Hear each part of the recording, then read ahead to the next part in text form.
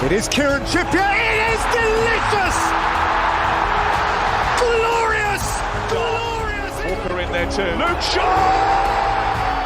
Harry Kane wants it played into him. He chooses Grealish instead. It's Grealish! It's Kane! I think like this has happened for a long time. Here's the overhead kick from Kane! Palmer finds Watkins. Watkins turns! Watkins scores!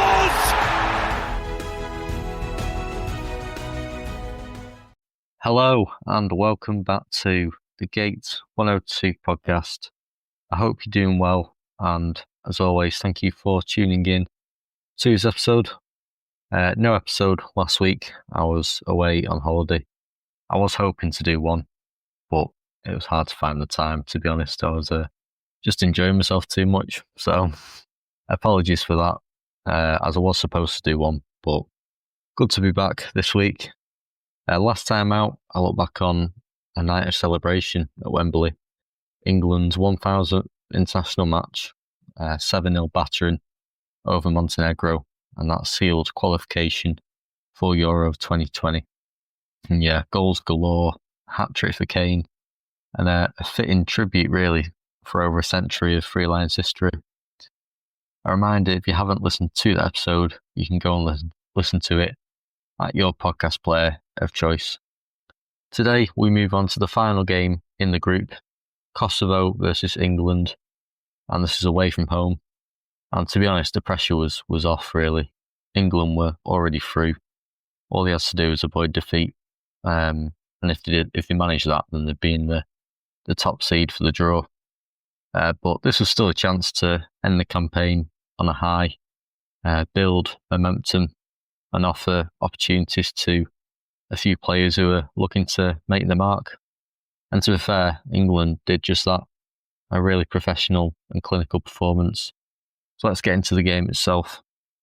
So starting with the team news, Southgate made quite a few changes from the Montenegro game, which was sort of expected, to be honest.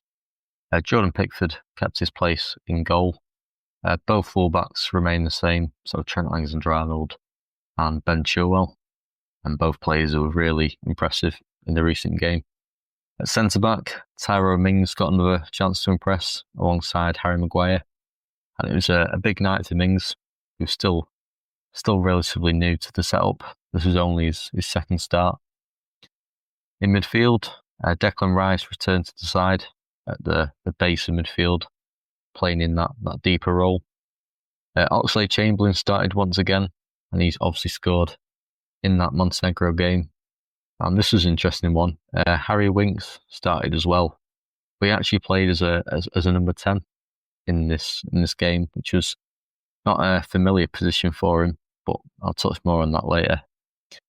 And up front, Sterling returned to the side after being dropped in the previous game for obviously that bust up with Joe Gomez. But he came back in the side, starting on the right wing. And Hudson-Odoi was given another opportunity on the left. And this is only his third appearance. And of course, Harry Kane led the line up front. So a really strong lineup. Now, to be honest, this wasn't a game where England blew Kosovo away early on. I often talked about in this campaign how England, used to score early goals within the first 10 minutes, but this wasn't really the case in this game. In fact, Kosovo started brightly. They were pressing high, showing great energy, and the atmosphere inside the stadium was brilliant. You could really tell Kosovo were up for it, and even though qualification was no longer a possibility for them, they were still really eager to try and win the game. And to be fair, in the reverse fixture 2 months before this game, Kosovo were really good and actually scored 3 goals. So goes to show how going forward they were a team that had the potential to hurt you and cause danger. But England gradually got into the game, found the rhythm, got that bit of control, and they started playing with a bit more fluidity. And 32 minutes in, we got the breakthrough. Harry Winks with his first England goal, and what a goal it was. And it all came from Harry Kane sort of dropping deep, and he passed it on to Oxlade-Chamberlain. And yeah, the Liverpool midfielder just threaded a lovely ball through to Winks, and Winks just took the shot on, slotting it past the goalkeeper, and England were in front. And a really composed finish, and his first international goal, so it was a big moment for him personally. You could see what it meant to him. He looked well pleased. And as I mentioned before, Winks mainly played as a holding midfielder, but he was deployed as a attacking midfielder for this game. And he actually linked up really well with Kane, making runs in behind and just making things tick. Obviously, they played for Spurs together, so they'd have a good understanding of each other. But I was a bit surprised to see him start so advanced in midfield. But to be fair, it was working, and I suppose that's the beauty of this game, because Southgate could sort of experiment and try a few things out because qualification had already been confirmed. So I think playing Winks as a number 10 was one of those experiments, and yeah, he was playing brilliantly. So 1-0 England at half-time. Not explosive, but a really controlled first 45 minutes. I must also say something I forgot to say at the start, but Kosovo absolutely loved England. I mean, the England players were greeted like heroes from the moment they arrived in the country. In fact, the PA announcer for Kosovo actually paid the thanks to England for the part of the UK government played in sort of liberating Kosovo and making it a nation. They even held up St. George's flags during England's national anthem. I mean, this is the opposition holding up St. George's flags. So clearly, Kosovo had a lot of admiration and respect for our country. So, yeah, I was supposed to mention this at the start, but then forgot. But, yeah, clearly had a lot of love for England. But moving back onto the football side of things, the second half followed a similar sort of rhythm.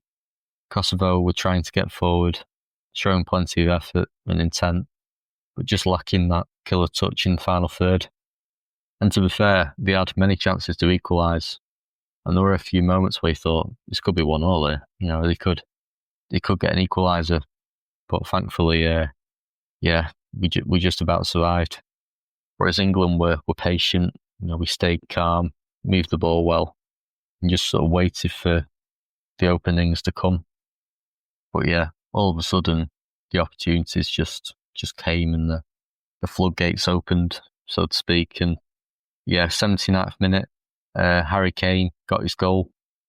And this one came after great work from Sterling, who beat his man on the right, carried the ball forward before crossing it into the box. And yeah, Kane made no mistake, finishing coolly from close range.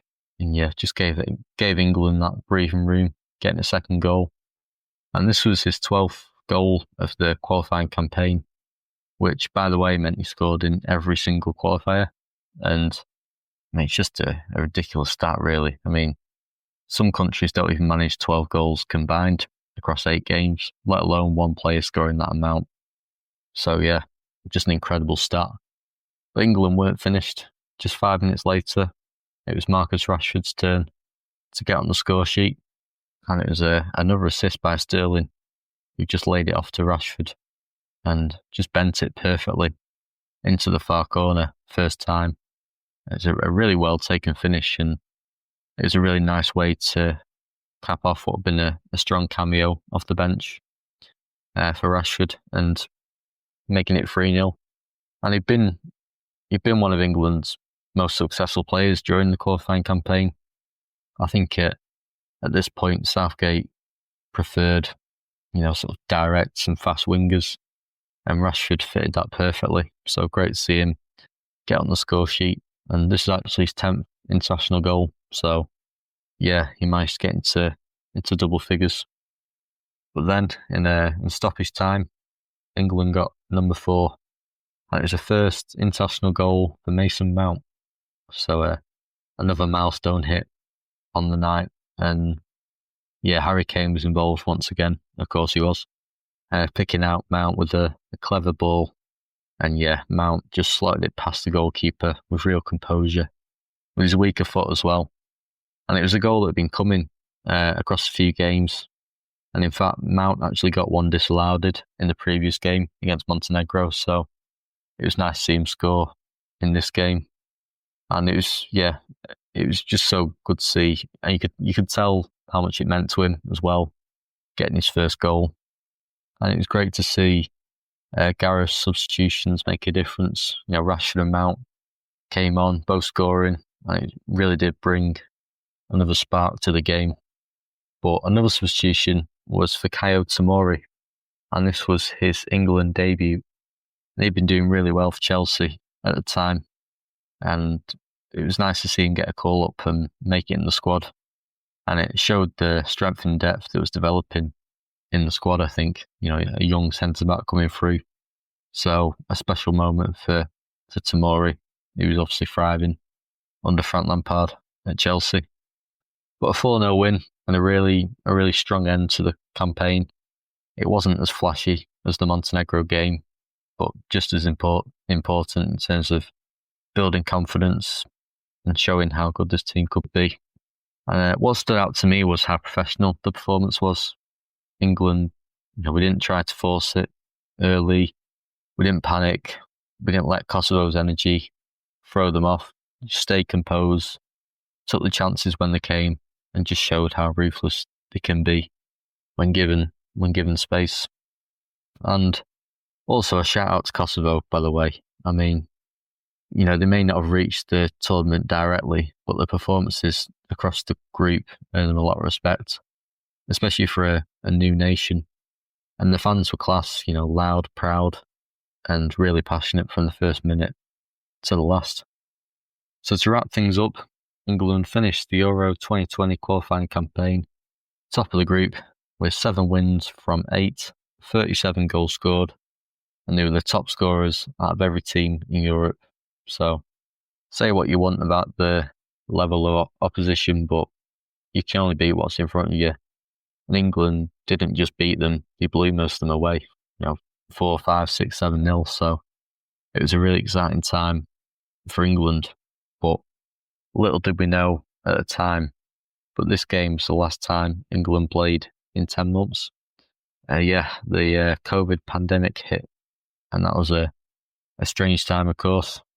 So this Kosovo game's the last time England played for 10 months and last time anyone could see any action. And I thought rather than go on to my next game, I thought because there's such a long gap, I thought it'd be good to do an episode talking about COVID and the whole experience of watching England, but also football in general during that time, and also what it was like when there was no football. So that's what's coming up in my next episode. And I've actually got quite a few people joining me as well and helping me out in that episode. So as I thought it'd be good to get other people's insights and memories of England during the pandemic. I'm not sure when the episode is going to be out because I go away on Saturday for a week. So it might be after that, probably will be after that. But I'll keep you all informed on my socials. So if you haven't yet given us a follow, please do, and you won't miss any updates. But yeah, plenty of content coming your way. So that just leaves me to say, as always, thank you for tuning in to this episode. It really is appreciated. And yeah, until next time, take care of yourselves. Hope you all have a good summer and see you soon.